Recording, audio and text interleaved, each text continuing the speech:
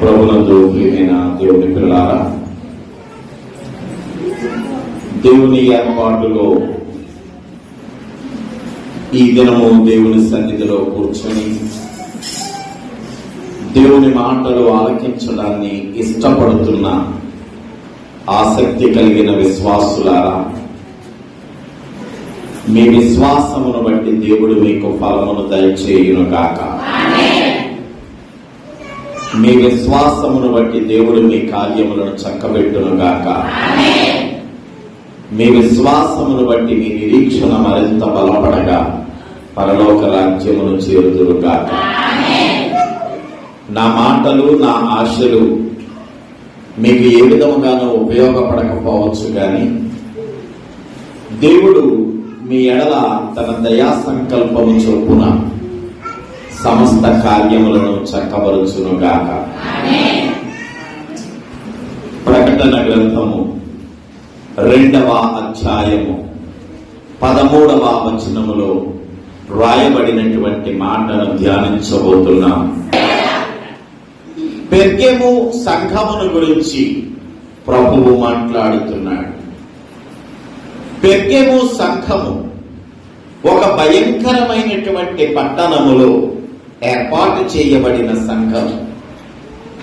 ఆ భయంకరత్వము అనేటువంటిది ఒకవేళ చరిత్రలో మనము చూసుకున్నా, లేక ఇక్కడ వాక్యములో మనము చూసుకున్నా, అక్కడ కనబడుతున్నటువంటి మాట ఏంటి అంటే, ఈ పట్టణము సాతాను సింహాసనం ఉన్నటువంటి పట్టణం. ఈ సంఘము ఏ పట్టణములో ఉందంటే, సాతాను సింహాసనము ఏ పట్టణములో అయితే ఉందో ఆ పట్టణములో ఈ సంఘం ఉంది. గడచిన రాత్రి స్మరణ సంఘముల గురించి మాట్లాడుతూ ఈ సంఘము సాతాను సమాజము చేత మిక్కిలిగా బాధించబడుతోంది అని ధ్యానించాము.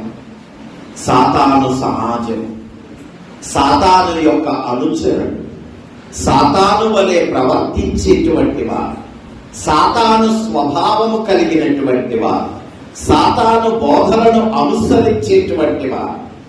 ఈ విషయాన్ని అర్థం చేసుకుంటే సాతాను సమాజము స్మరణ సంఘమును ఎంతగా బాధ పెట్టిందో మనము చూశాము. ఇక్కడైతే ఇంకా దారుణమైన విషయము, సాతాను యొక్క సింహాసనము ఆ పట్టణములో ఉంది.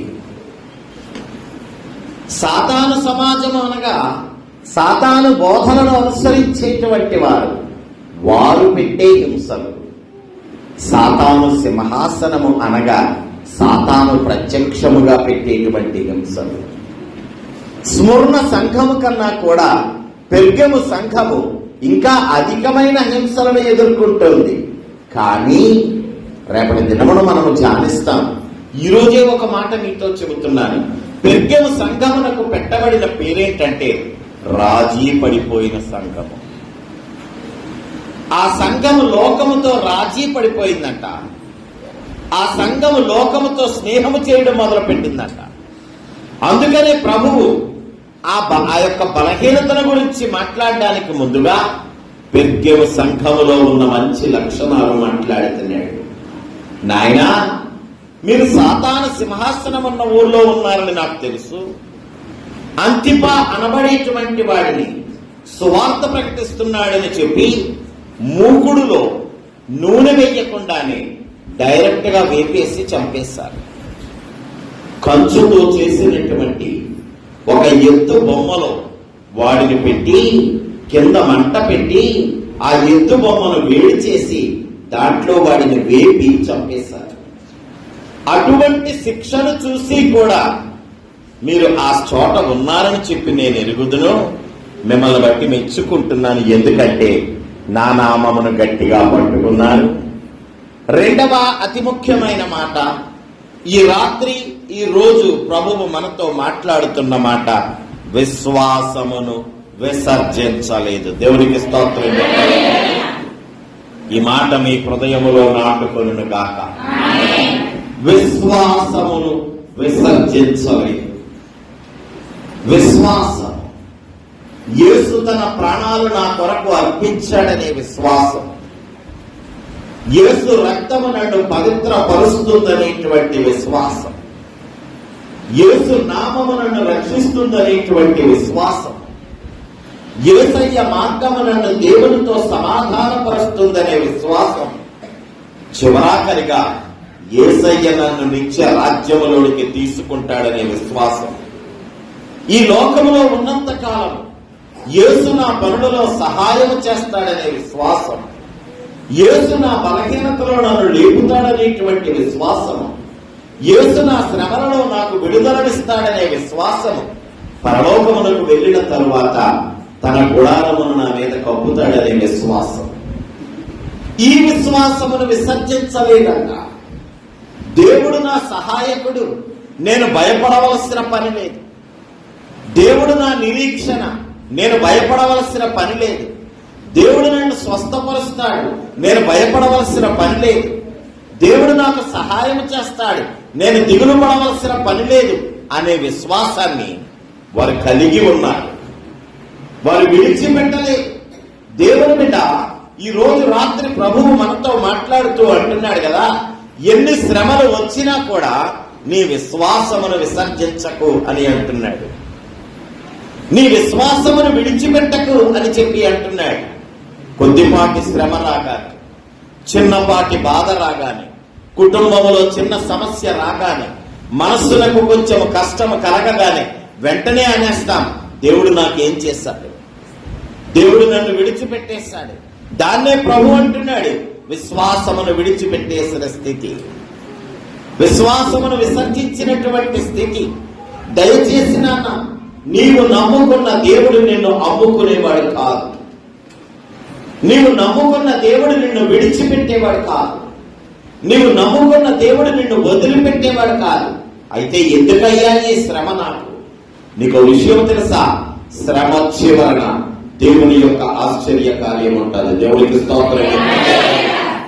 శ్రమ చివరన దేవుని యొక్క మహిమ కార్యాన్ని నువ్వు చూస్తావు. దేవునికి స్తోత్రం. శ్రమ చివరన దేవుడు నీ జీవితంలో చేసిన అద్భుతాన్ని చూస్తావు. దేవునికి స్తోత్రం. మధ్యలో విశ్వాసాన్ని వదిలేస్తున్నావా బిడ్డ?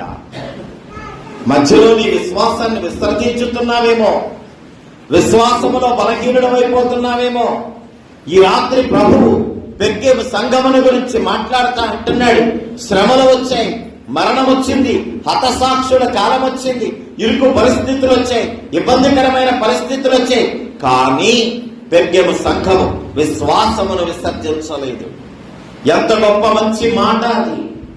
విశ్వాసమును విసర్జించనటువంటి స్వభావము ఎంత చక్కని స్వభావము! ఈ రాత్రి విశ్వాసమును విసర్జించిన ఇద్దరు వ్యక్తులను మీ కన్నులు ఎదుట ఉంచాలని ఆశపడుతున్నాను. దయచేసి విశ్వాసమును విడవకండి అనే పాఠము చెబుతూనే వాక్యములో విశ్వాసమును బట్టి అనేక కార్యాలు చేసిన వారు అనేక మంది ఉండగా విశ్వాసమును విడిచిపెట్టిన ఇద్దరు వ్యక్తులను గురించి మీతో మాట్లాడాలనుకుంటున్నాను. యోహాను సువార్త 11వ అధ్యాయం. యోహాను సువార్త 11వ అధ్యాయం తెరచి ఉంచండి, విషయాన్ని మీకు నేను వివరిస్తున్నాను. యోహాను సువార్త 11వ అధ్యాయములో కొంచెం క్రిందకు మనం చదువుకుంటూ వెళ్ళినప్పుడు బేతనియా, బేత్పగే గ్రామాలలో నివాసము చేస్తున్న మరియా, మార్తా, లాజరులను గురించి చూస్తున్నాం. బేతనియా, బేత్పగే అనబడేటువంటి ఆ గ్రామాలలో నివాసము చేస్తున్నటువంటి మరియా, మార్తా, లాజరులను చూస్తున్నాం. ఒకరోజు లాజరుకు వ్యాధి వచ్చింది. లాజరు రోగి అయ్యాడు. దగ్గరలో ఉన్నటువంటి ప్రదేశంలో యేసయ్య అక్కడ వాక్యాన్ని బోధిస్తున్నాడు. ఆ గ్రామంలో సువార్తను ప్రకటిస్తున్నాడు. మరియా, మార్తలకు విషయం తెలిసింది. యేసయ్యకు మేమంటే చాలా ఇష్టం, మమ్మల్ని చాలా ఇష్టపడతాడు యేసయ్య. అందుకని చెప్పి లాజరుకు బాలేదు కాబట్టి ఎంతో మందిని స్వస్థపరిచినటువంటి యేసయ్య లాజరును కూడా స్వస్థపరచగలడు కాబట్టి యేసయ్యకు కబురు పెడతామని చెప్పి కబురు పెట్టారు. యేసయ్య దగ్గరకు ఒక మనిషిని పంపారు. మనిషి వెళ్ళాడు. అయ్యా లాజరు ఆరోగ్యము బాలేదంట అని చెప్పారు. యేసయ్య ఏమీ కూడా చెయ్యకుండా తన పని తాను చేసుకోవడం మొదలుపెట్టాడు. 3 దినములు గడిచిన తర్వాత యేసయ్య శిష్యులతో అంటున్నాడు, మన స్నేహితుడైనటువంటి లాజరు నిద్రపోతున్నాడు. ఆ లాజరును నిద్ర లేపాలి కాబట్టి మనందరము కూడా ఆ గ్రామానికి వెళదాం రండి అని చెప్పాడు. వచ్చారు. యేసయ్య తన శిష్యులతో కలిసి మరియ మార్తలు నివాసము చేస్తున్న గ్రామానికి వచ్చారు. ఈ సంఘటన మనందరికీ తెలిసినదే. యేసయ్య అక్కడికి వచ్చారు. యేసయ్య వచ్చారనే విషయం తెలియగానే మార్త పరిగెత్తుకుంటూ యేసయ్య దగ్గరకు ఎదురుగా వచ్చింది. యేసయ్య ఇంకా గ్రామంలోనికి రాలేదు. మార్త యేసయ్య దగ్గరకు వచ్చింది. అంటోంది కదా, యేసయ్య నువ్వు ఇక్కడ ఉన్నట్లయితే గనక నా తమ్ముడైనటువంటి లాజరు చనిపోకపోను. నీవు ఉన్నట్లయితే గనక నా తమ్ముడికి మరణము రాదు. మార్తకు దేవుని యందు విశ్వాసం ఎక్కువ. దేవుడికి స్తోత్రం కదా. మార్త మాటలలో మనకి ఏం కనబడుతోందంటే విశ్వాసము కనబడుతోంది. యేసయ్య జీవమునకు అధిపతి అని, యేసయ్య జీవమునివ్వగలిగిన వాడని, యేసయ్య ఎండిన ఎముకలను కూడా గడగడలాడేటువంటి ధ్వనితో ప్రాణమును పొయ్యగలవాడని మార్తకు తెలుసు. అందుకని మార్త మొదటే యేసయ్యతో అంటోంది, ప్రభువా నువ్వు ఇక్కడ ఉన్నట్లయితే గనక మా తమ్ముడు మరణించకపోను. ఇంకా పెద్ద మాట 22వ వచనము. ఒక్కసారి ఆ 11వ అధ్యాయం 22వ వచనములో ఏమంటుందో తెలుసా? ముగింపులో, ఇప్పుడైనను మేము ఏమి అడిగినను దేవుడు మాకు అనుగ్రహించును. దేవుడికి స్తోత్రం. ఇప్పుడైనా సరే ప్రభువా ఏమి అడిగినా కూడా మేము పొందుతాం. దేవుడికి స్తోత్రం. మార్త మాట్లాడుతున్నటువంటి మాటలలో బలమైన విశ్వాసము కనిపిస్తోంది. కానీ కాసేపటికి యేసయ్య మరియ మార్తలతో పాటు ఉన్నటువంటి వారిని అడుగుతున్నాడు, అసలు లాజరుని ఎక్కడ సమాధి చేశారు, రండి చూడండి అని చెప్పి యేసయ్యను అక్కడికి తీసుకువెళ్ళారు. అక్కడికి వెళ్ళిన తర్వాత యేసయ్య అంటున్నాడు కదా, ఆ సమాధికి అడ్డుగా పెట్టబడిన రాయిని తొలగించండి.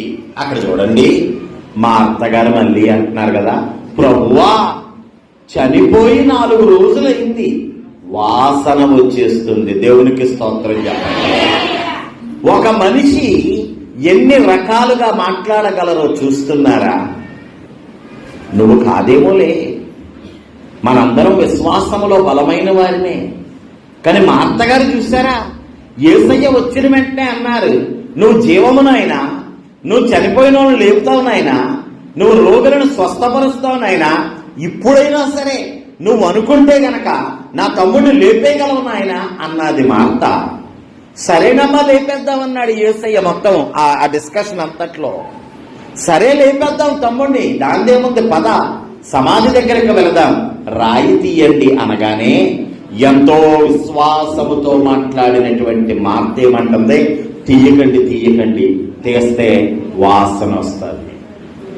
అయ్యా నేనంటాను, మార్త విశ్వాసమును విసర్జించింది. దేవునికి స్తోత్రం. అవునా కాదా? మీరే చెప్పాలి. మార్త విశ్వాసమును విసర్జించింది. పేరుకు మాత్రము విశ్వాసి గాని హృదయములో నిజముగా విశ్వాసము లేదు. నోటి మాటలలో విశ్వాసం ఉంది గాని హృదయములో నిజముగా విశ్వాసం లేదు. విశ్వాసం ఉంటే గనక, అవును ప్రభువా ఇందాక నువ్వు అన్నావు కదా, చనిపోయినా సరే మళ్ళీ లేస్తాడన్నావు కదా, పునరుద్ధానంలో కాదు ఇప్పుడే నేను లేపుతానన్నావు కదా, తీయండి రా యేసయ్య తీయమంటున్నాడు అని ముందు చెప్పాలా వద్దా మార్త? కానీ ముందు మార్తే ఏమంటుంది, 4 రోజులు అయిపోయింది ప్రభువా, ఇప్పుడు ఎలా తీస్తావు, నువ్వు తీసావంటే వాసన కొడుతుంది. అంటే నమ్మిక అనేటువంటిది భ్రమలలో, ఊహలలో, మాటలలో ఉంది తప్ప క్రియలో ఉందా? విశ్వాసమును విసర్జించిన స్థితి. పెర్గెము సంఘము విశ్వాసమును విసర్జించలేదు. దేవునికి స్తోత్రం. శ్రమ వచ్చినా, కష్టం వచ్చిన నా తోటివాడిని పట్టుకు వెళ్లి హతసాక్షిగా మార్చిన ప్రభువా, నీ నామమే నాకు దిక్కు, నీ మీదే నా విశ్వాసమని చెప్పిన సంఘము పెర్గము సంఘము విశ్వాసమును విడిచి తన బలహీనతను బయట పెట్టుకున్నటువంటి మనిషి మార్తా. ఏం బిడ్డ, పెర్గము సంఘ విశ్వాసివా, మార్త యొక్క సహోదరివా? పెర్గము సంఘ విశ్వాసిలాగా ఉన్నావా, లేక మార్త యొక్క సహోదరిలాగా ఉన్నావా? లేక మార్తను పరామర్శించడానికి యెరూషలేము నుండి వచ్చిన అనేక మంది సహోదరులలాగా ఉన్నావా? ప్రభువు ఈ రాత్రి పెర్గము సంఘ విశ్వాసిగా ఉండమని కోరుకుంటున్నాడు. ఏది వచ్చినా నీ విశ్వాసమును విడవకు. రాత్రి ప్రభువు చెబుతున్నాడు, భయపడక. దేవునికి స్తోత్రం చెప్పు. నువ్వు భయపడక. ఎరుకో గోడ వచ్చిందా? గొలియాతు నిలబడ్డా? సింహము నిలబడిందా? ఫిలిస్తీయులు నిలబడ్డారా? ఇంకెవడైనా శత్రువు నిలబడ్డా? కరువు వచ్చిందా? క్షామం వచ్చిందా? భయపడక. నీ విశ్వాసము నిన్ను సమస్త కార్యములను చక్కబెట్టిస్తుంది. దేవునికి స్తోత్రం చెప్పు. విశ్వాసమును బట్టి ప్రతి ఆటంకమును నీవు జయించుదువుగాక. ఎందుకు భయపడుతున్నావు? ఎందుకో తెలుసా? విశ్వాసాన్ని వదిలేస్తున్నావు. దేవుని యందు నమ్మిక ఉంచట్లేదు. మార్త దేవుని యందు నమ్మిక ఉంచలేదు.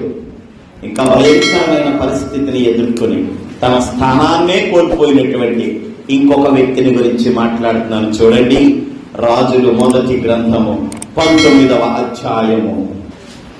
విశ్వాసమును విసర్జించి తన స్థితిని కోల్పోయిన ఒక ప్రవక్తను చూస్తున్నాం.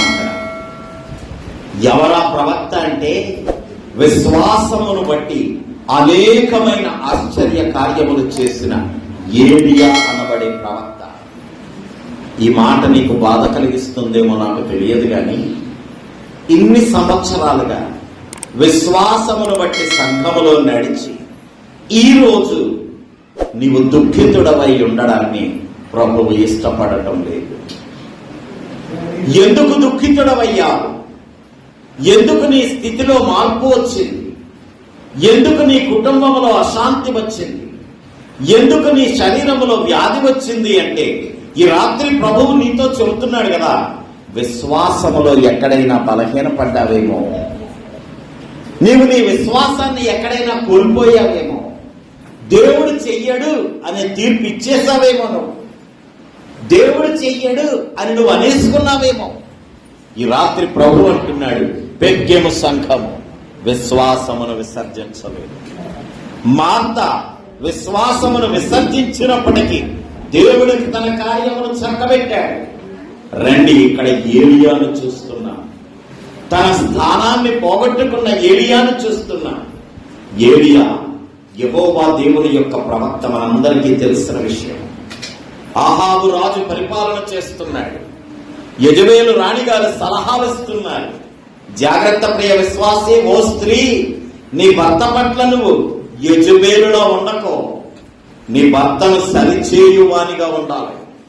ఈ రోజున చాలా మంది స్త్రీలు యెజబేలుల వలె ప్రవర్తిస్తున్నారు. మాట్లాడదాం, తరువాత సంఘంలో యెజబేలు వస్తుంది. యెజబేలు స్వభావం గురించి మాట్లాడదాం. ప్రస్తుతానికి కేవలం మీకు నేను చెబుతున్న ఒక మాట, యెజబేలులాగా తప్పుడు విషయాలలో ప్రోత్సహించేటువంటి భార్యలుగా ఉండకండి. అహాబు రాజును అలాగే ప్రోత్సహించింది యెజబేలు. నాబోతు యొక్క పొలము విషయంలో ఇంటికి శాపము రావడానికి కారణమైంది ఆ స్త్రీ. అలాంటి అహాబు రాజు పరిపాలనలో దేశము కట్టు తప్పింది. ఇశ్రాయేలీయులు మార్గము తప్పారు. దేవుని అనుసరించవలసినటువంటి వారు దేవుని మార్గములను విడిచి అన్య దేవతలను ఆశ్రయించి, లోకమును ఆశ్రయించి స్వంత ఆలోచన చొప్పున నడుస్తున్నారు. ఏలియా ప్రవక్త వచ్చాడు. మహారాజా, పరిపాలిస్తున్నది ఇశ్రాయేలీయులను, ఆరాధిస్తున్నది అన్య దేవతలను. దేవునికి స్తోత్రం చెప్పండి. పరిపాలిస్తున్నది ఇశ్రాయేలీయులను, ఆరాధిస్తున్నది అన్య దేవతలను. నీ దేవుడైన యెహోవా నీకుండగా మిగిలిన వారి గొడవ నీకెందుకయ్యా అని చెప్పాడు. యెజబేలు గారికి కోపం వచ్చింది, అహాబు గారికి కోపం వచ్చింది. చాలాసార్లు చెప్పాడు ఏలియా, వారు కోపపడుతున్నారు, ఈయన బుద్ధి చెప్తున్నాడు. దైవజనుడి పని ఏంటంటే, నువ్వు తప్పుడు మార్గంలో నడుస్తూ ఉంటే నేను సరిచేయడమే. నీ కోపం వస్తుంది, దైవజనుడు ఓర్పుతో నీకు నేర్పిస్తూనే ఉంటాడు. సహనముతో నీకు నేర్పిస్తూనే ఉంటాడు. ఏలియా నేర్పించాలని ప్రయత్నించాడు. ఒక దినమున దేవుని యొక్క శాపము దిగి వచ్చింది. ఏలియా రాజుగారి దగ్గరికి వెళ్ళి అన్నాడు, 3.5 సంవత్సరాల పాటు ఈ దేశం మీద మంచు బిందువు కూడా కురవదని చెప్పేశాడు. 3.5 సంవత్సరాల కరువును అనుభవించేస్తారు దేశ ప్రజలు. నశించే వారందరూ నశించిపోయారు. గడ్డి దొరకని పరిస్థితిలో పశువులన్నీ నశించిపోయాయి. భయంకరమైనటువంటి క్షామ పరిస్థితులను ఎదుర్కొన్నారు. 3.5 సంవత్సరాలు అయిపోయిన తర్వాత దేవుడు మళ్ళా కరుణించాడు, కనికరించాడు. ఏలియా అంటున్నాడు, రాజుగారి దగ్గరికి వెళ్ళు, వర్షము కురిపిస్తాను ఇప్పుడు, దేవునికి స్తోత్రం చెప్పు. ఏలియా రాజుగారి దగ్గరికి వెళ్ళాడు. అయ్యా రండి రండి, మీ దేవుడు గొప్ప మా దేవుడు గొప్ప చూసుకుందామన్నాడు. కొన్ని వేల మంది ప్రవక్తలు వచ్చారు అటు నుంచి. యువతల నుంచి ఏలియా ఒక్కడు వెళ్ళాడు. అక్కడ రోజంతా కూడా వారి దేవలను, వారి దేవుతులను వారు ఎన్నో రకాలుగా ఆరాధించారు. ఆకాశము నుండి ఏదీ కురవలేదు. ఏలియా గారు ప్రార్థన చేశారు. ఆకాశము నుండి అగ్ని కురిసింది, బలి పశువును దహించింది. ఈ సంగతి అంతా మనకు తెలిసినదే. ఆకాశము నుండి అగ్ని కురిసింది, బలి పశువును దహించింది. ఏలియా వెంటనే అక్కడున్న అన్య దేవతల ప్రవక్తలందరినీ కూడా నరికి చంపాడు. దేవునికి స్తోత్రం చెప్పాలి. శత్రువును నాశనం చేస్తాననుకున్నాడు. కానీ అసలు శత్రువు ఎక్కడున్నాడయ్యా అంటే యజబేలు మనస్సులో ఉన్నాడు. అసలు శత్రువు ఎక్కడున్నాడంటే, పాడు చేసేవాడు ఎక్కడున్నాడయ్యా అంటే యజబేలు మనస్సులో ఉన్నాడు. ఆ దినమున వర్షం కురిసింది, చాలా సంతోషం. అక్కడి నుంచి పరిస్థితులు మారాయి, చాలా సంతోషం. కానీ ఏలియా ప్రాణానికి వచ్చింది ముప్పు. ఏలియా ఛాలెంజ్ చేస్తుంది, ఇదిగో ఏలియా, నిన్ను గనక చంపకపోతే దేవుడు నన్ను క్షమించడు. అంటే దాని అర్థం ఏంటి? దేవుడి మీద ఒట్టు, నిన్ను చంపేస్తా అన్నది యెజబెలు. ఆలకించండి, దేని గురించి మాట్లాడుతున్నామో తెలుసా? విశ్వాసమును విసర్జించడం గురించి. ఇప్పటి వరకు ఎంతో విశ్వాసముతో నడిచాడు ఏలియా. ఇప్పటి వరకు ఎన్నో అద్భుత కార్యాలు చేశాడు ఏలియా. దేవుని పక్షముగా పోరాటాలు చేశాడు ఏలియా. ఇప్పుడు ఎప్పుడైతే యెజబెలు రాణి గారు ఏలియా నిన్ను చంపేస్తాను చూడు అన్నాడు, మరణాపేక్ష గలవాడై, అక్కడ రాయబడుతున్న మాట, చంపేస్తాడేమో అని చెప్పి భయపడి దేవునికి మొర్ర పెట్టాడు.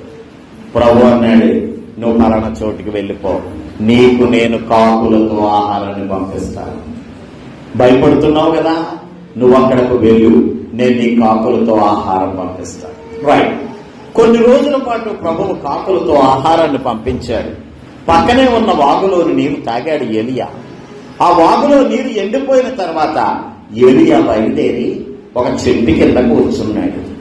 కూర్చోవడం కాదు, పడుకున్నాడు. చెట్టు కింద ఏం చేస్తున్నాడే? ప్రభు అంటున్నాడు మెలకువగా ఉండి ప్రార్థన చేయమని. ఏలియా ఏం చేస్తున్నాడు? పడుకున్నాడు. దేవదూత వచ్చింది, నాయనా ఏలియా ఏం చేస్తున్నావు? ఏం చేయడం ఏంటండి బాబయ్య, ప్రాణం పోయే పరిస్థితి ఉంది, బొవ్వలేదు నాకు, ఇప్పుడు నేను చచ్చిపోతున్నా, బొవ్వలేకపోవడం ఏంటి, అలా చూడు, అక్కడ నీ కోసం ఆహారాన్ని సిద్ధపరిచాను, తిను. ఏలియా తిన్నాడు. మళ్ళీ ఏం చేశాడు? పడుకున్నాడు. విశ్వాసమును విసర్జించడానికి కారణమేంటో తెలుసా? ప్రార్థించవలసిన నీవు పడుకోవడమే. పడుకోవడం అంటే రాత్రులు పడుకోవడం అని కాదు, ప్రార్థన విడిచిపెట్టేయడమే. ఏలియా మళ్ళీ పడుకున్నాడు. మళ్ళీ దేవదూతలు ఎత్తున్నాడు, ఏరా నాయనా ఏం చేస్తున్నావు? అయ్యా ఏం చేయమంటావు? పడుకున్నాను, ఇక్కడ చచ్చే పరిస్థితిలో ఉన్నాను నేను. ఏలియా నోట చావు అన్న మాట తప్ప మరేమీ రావటం లేదు బిడ్డలారా. విశ్వాసము లేనప్పుడు నీ నోట కూడా ఏ మాటలు వస్తాయో తెలుసా? చావు అనే మాటే వస్తుంది. నీ జీవితంలో విశ్వాసము లేనప్పుడు నీ నోట చావు అనే మాట వస్తుంది. ఏలియా మాటికి నేను చావడం తప్ప ఇంకేముంది? దూత అంటుంది, నీకోసం పెద్ద ప్రయాణం సిద్ధంగా ఉంది, నువ్వు లేచి ఇక్కడ ఆహారం పెట్టాను, తిని. దేవునికి స్తోత్రం చెప్పు. కాకులతో ఆహారాన్ని పంపించాడు. తల దగ్గర భోజనాన్ని సిద్ధం చేసి ప్రభు ఇచ్చాడు. మరలా తల దగ్గర భోజనాన్ని సిద్ధం చేసి ప్రభు ఇచ్చాడు. నడిచే ఈ భోజనపు బలముతో అన్నాడు. 40 రోజులు నడిపించాడు ప్రభువు. ఇంటికి వెళ్ళాక చదవండి, మొత్తం విషయం తెలుస్తాను. 40 రోజులు నడిపించాడు ప్రభువు. ఎక్కడికి వచ్చాడో తెలుస్తానన్నా? పరిశుద్ధమైన హోరేబు పర్వతం దగ్గరకు వచ్చాడు. దేవునికి స్తోత్రం చెప్పండి. దేవుడు నిన్ను ఎక్కడ దాద్దాం అనుకుంటున్నాడు? హోరేబు పర్వతము మీద దాద్దామనుకుంటున్నాడు. దేవుడు తాను దిగివచ్చేటువంటి పర్వతము దగ్గరికి నిన్ను నడిపించాడు. దేవుడు తన శక్తిని నీకు ఇచ్చే పర్వతము దగ్గరకు నడిపించాడు. దేవుని బిడ్డలారా, 10 నిమిషాల్లో చెప్తున్నాను కదా అని చెప్పి మీరు ఈ విషయాన్ని చులకనగా తీసుకోకండి. ఇంకొకసారి వివరంగా ఎప్పుడోకప్పుడు మాట్లాడుకుందాం. హోరేబు పర్వతము ప్రముఖమైన పర్వతము, పరిశుద్ధమైన పర్వతము, దేవుని శక్తి దిగివచ్చే పర్వతము. 40 రోజులు నడిచేటువంటి శక్తి ఒక భోజనంతో ఇచ్చి, నువ్వు కూడా ఇప్పుడు 40 రోజులే నడుస్తున్నావు. ఎక్కడ వచ్చావో తెలుసా? 40 రోజులు అయ్యేసరికి హోరేబు పర్వతము దగ్గరికి వచ్చావు. కానీ ఎలియా ఏం చేస్తున్నాడు అక్కడ చూస్తారా? ఎంత దారుణం అండి. పర్వతము పైకెక్కడం మానేసి అక్కడున్న గుహలో దాక్కున్నాడు. పర్వతము పైకెక్కడం అంటే ఆత్మీయంగా ఉన్నత స్థితి, ఆత్మీయంగా బలమైనటువంటి స్థితి. అలా చేయడం మానేసి ఎక్కడ ఏం చేస్తున్నాడట? గుహలో దాక్కున్నాడు. గుహలో దాక్కున్నాడు. పెద్ద గాలి వచ్చింది, పర్వతాలు కదిలిపోయినాయి. మళ్ళీ గాలి వచ్చింది, రాళ్ళన్నీ కదిలిపోయినాయి. నెమ్మదిగా స్వరము వినబడుతోంది. అంతకన్నా ముందు ప్రభు ఏం చెప్పాడు తెలుసా? పర్వతం పైకి వచ్చేయని చెప్పాడు. దేవునికి స్తోత్రం చెప్పాడు. ఇంత జరగడానికి ముందు ప్రభు ఏం చెప్పాడో తెలుసా? పర్వతము పైకి రా అన్నాడు. కానీ అక్కడ ఏం జరుగుతుందో తెలుసా?